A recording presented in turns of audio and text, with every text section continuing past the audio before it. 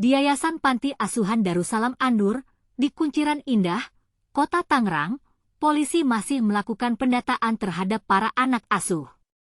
Sampai saat ini, polisi telah mendapatkan data tentang 18 anak yang diasuh di sana, 2 di antaranya adalah balita. Yang kami dapatkan itu ada 18 anak, 2 di antaranya adalah balita, kata Kabid Humas Polda Metro Jaya Kombes AD Arisyam Indradi. Panti asuhan ini telah berdiri selama 11 tahun, tepatnya sejak 2006. Polisi saat ini masih mencari data terkait berapa banyak anak yang diasuh di panti asuhan tersebut. Makanya ini kami masih mendalami berapa banyak anak-anak yang ada di sana. Karena ini kan tidak tercatat di Kemensos, jadi tidak ada datanya, kata Ade Ari. Kami akan mencari tahu mana tahu mereka punya semacam pembukuan. Kita telusuri dari sana kalau ada, imbuhnya. Selain itu, polisi juga masih mendalami kemungkinan adanya korban lain selain 7 korban yang sudah diketahui. 7 korban itu semuanya laki-laki, terdiri atas 4 korban anak dan 3 korban laki-laki. Para anak di panti asuhan tersebut telah dibawa oleh Dinas Sosial Kota Tangerang. Panti asuhan tersebut menjadi tempat kejadian perkara, TKP, pencabulan yang dilakukan oleh tersangka Sudirman, selaku pemilik atau ketua yayasan, dan 2 pengasuhnya, Yusuf Bahtiar dan Yandi Supriyadi. Kapolres Metro Tangerang Kota Kombes Zain Dwi Nugroho menambahkan bahwa dari sekian anak asuh tersebut tidak semuanya merupakan anak yatim piatu. Faktanya, ada beberapa anak yang ternyata masih memiliki orang tua, termasuk salah satu balita yang saat ini sudah dikembalikan kepada orang tuanya. Untuk 2 balita ya, tadi ada pertanyaan, yang satu sudah kita kembalikan ke orang tuanya ya. Kemudian yang satunya tadi sudah dikomunikasikan, sudah akan dibawa ke tempat penampungan Kementerian Sosial, ungkap Zain.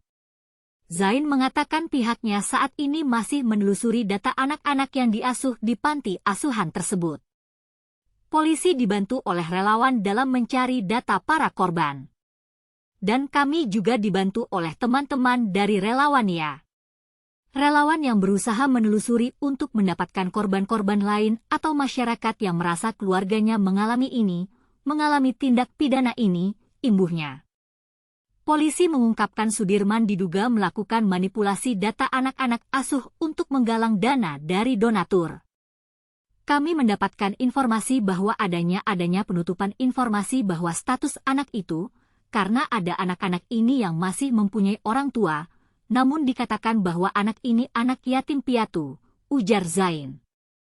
Zain mengungkapkan tersangka Sudirman memanipulasi data anak-anak di panti asuhan dengan tujuan agar donatur menaruh rasa iba.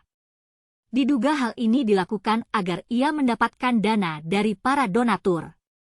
Tentunya apakah ini hanya untuk mendapatkan uang dari para donatur, sehingga donatur merasa kasihan terhadap anak-anak tersebut, katanya. Zain mengungkapkan Sudirman CS melakukan penggalangan dana dari para donatur.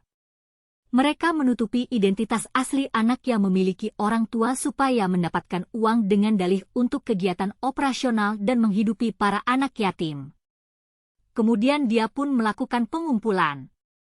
Ini kan tadi ada beberapa anak-anak yang seharusnya masih ada orang tuanya. Dia bilang masih yatim piatu supaya orang itu kasihan.